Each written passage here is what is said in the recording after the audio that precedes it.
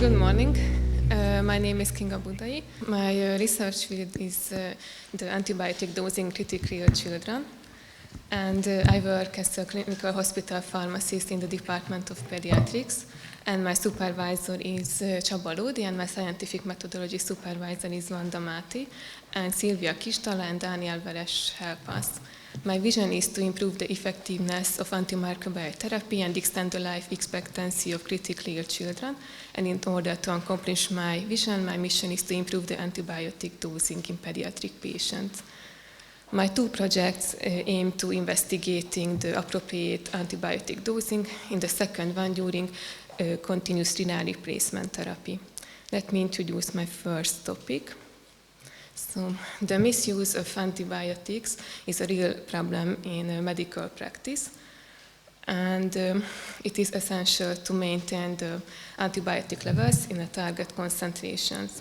What concerns the beta-lactams, there are two options of administration, the extended and the short-term bolus infusion. In adults, it had been proved that the extended infusion is beneficial in reducing mortality. However, in the case of pediatric patients, we don't know whether the extended infusion has the same effect. So our aim is to understand this and to evaluate the clinical efficacy and safety of the extended or continuous infusion of beta-lactams in children. In following, I will call it just extended infusion. So to answer our clinical question, we use the PICO framework, and our outcomes are, for example, the mortality, the therapeutic effectiveness, the length of hospital stay, the adverse events, and the drug levels. And our hypothesis is that the extended infusion is associated with a lower mortality and higher efficacy. The systematic search was conducted in 4 databases, and out of 19,000 hits, we found 32 eligible articles and other 3 ones in the reference checking. The all-cause mortality is the hardest outcome of our results. And we conducted subgroup analysis among RCTs and non-RCTs. The population is considered to be heterogeneous because of the origin of the infection and the ages. For example, they included patients with meningitis, with gram-negative bacteremia, with neonatal sepsis or febrile neutropenia. And we calculated the odds ratio. If it is less than 1, the mortality is more common in the bolus group. And we can see that the odds ratio is 0.77, and it means that the extended infusion group is associated with a more than 20% decrease of mortality. So it has a paramount clinical importance. After that, we focused on the infection-related mortality because it shows the real effectiveness of the drug. The population size is small, but it is homogeneous because all of the patients had confirmed multi-drug-resistant gram-negative bacteremia. We can see that almost every study is on the left side, and the extended infusion causes 50% less mortality. These findings are very promising, however, due to small number of studies and due to heterogeneity in the case of all-cause mortality, further studies are required to answer these questions. The next one is microbiological eradication, which is the most objective tool to examine the success of the therapy. And there are only 3 articles, but they have the same effect. And the odds ratio is 3.18, and it means that extended infusion provides 3 times more likely bacteria killing, and it is a statistically significant result. So with the extended infusion, we can achieve in a higher chance the complete eradication in a short time. After the efficacy, the safety issues come, for example, the hepatic adverse events and the acute kidney injury. The acute kidney injury based on creatinine abnormality, and we can see that Shaban study is an outlier, and they included neonates. And the reason behind this, it can be that the elevated creatinine level might not directly translate in kidney injury, and the number of cases can be overestimated in this population. we can see that there is no difference between the two groups, and both types of infusions are equally safe. The first time this issue has been addressed in a meta-analysis, and we follow the strict methodology, the PRISMA recommendations, and it is a hot topic in a vulnerable population because of the rising antibiotic resistance. And we identified several limitations, for example, the limited number of trials, the heterogeneous population, and we assessed the high risk of bias in most cases. In conclusion, the extended infusion is as safe as the short-term infusion, and it is more effective in microbiological eradication, and it is associated with a lower mortality. In practice, the use of it can be recommended, and the therapeutic drug monitoring can supplement or support these findings, and further RCTs are required to confirm or to debate these data. Here is my manuscript status, and expertise submission is the 15th of May. And my second project is the therapeutic drug monitoring of antimicrobials during continuous renal replacement therapy in pediatric patients. The CRRT provides renal support for critically ill patients with acute kidney injury, and these patients often require an antibiotic. However, there is a lack of evidence-based dosing recommendations in pediatric CRRT. In addition, the dialysis is an independent predictor factor of mortality in pediatric patients.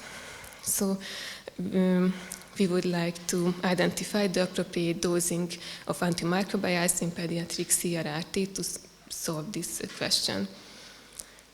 In our clinical question, we ask the appropriateness or the suitability of the dosing recommendations, and we hypothesize that the current available dosing recommendations don't provide the appropriate drug levels, and they don't take account the influencing factors, for example, the CRRT modalities and the settings of the machine. And there is one intervention group, and every pediatric patient is involved who is admitted to PICU and who needs of anti-infectives and who needs CRRT therapy. And for example, beta-lactams and antifungal azoles can be measured. The risk factors of interest are the patient and the therapeutic characteristic, for example, the kidney function, the serum albumin level, the CRRT modality, the type of the filter, the settings, and the effluent rate, which is the CRRT dose, and they can influence the drug levels. As a primary outcome, we would like to check the percentage of plasma concentrations above the plasma therapeutic levels and calculate whether they can achieve the pharmacokinetic pharmacodynamic target or not. And as a secondary outcome, for example, we focus on the trends in anti-infectives concentrations between 3 days, because the lifetime of the filter is 3 days, and compare these samples, and we would like to determine the key factors that contribute to variations in plasma levels of anti-infective drugs. In summary, my both studies are connected to right antibiotic dosing, and I would like to thank you for your attention with a quote from Kundera: "Anyone whose goal is something higher must expect someday to suffer vertigo."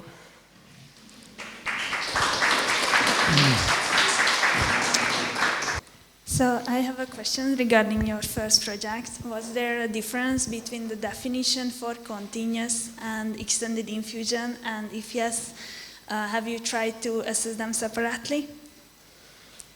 Yes, they have different definitions. So the continuous means that during the whole day, continuously, and extended means that at least for 3 hours. But we put them together because of the small number of studies and because previous meta-analysis pulled them together too. I was wondering whether you investigated other adverse events in your first project as well? Yes, thank you for your question. We collected other adverse events, but the definition of them was ambiguous or confounding and or not clear. So after discussion, we omitted these forest plots. Have you noticed any difference between the groups of different beta-lactams in the first project, in the side effect or in the clinical value? So the cephalosporins and the penicillin group or in other groups? Thank you. It is a very good question, but we have few studies in the plots, so we couldn't compare them according to the type of the antibiotics. But we can recheck, but we couldn't tell this. Is there any study assessing the possibly higher stress for the young children to get an extended time infusion comparing a bolus? You know what I mean, that you compare the safety and the efficacy, but is there any reason that, because as a clinician I think that maybe an extended infusion could be a higher stress for the young ones? Yes, you have made the pertinent point, but I haven't read any articles in this field, but for example, the access,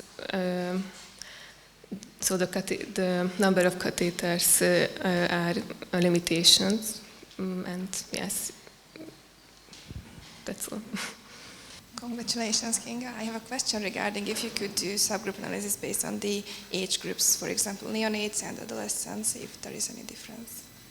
Thank you for your question. I can reiterate myself, so we couldn't conduct subgroup analysis according to the ages.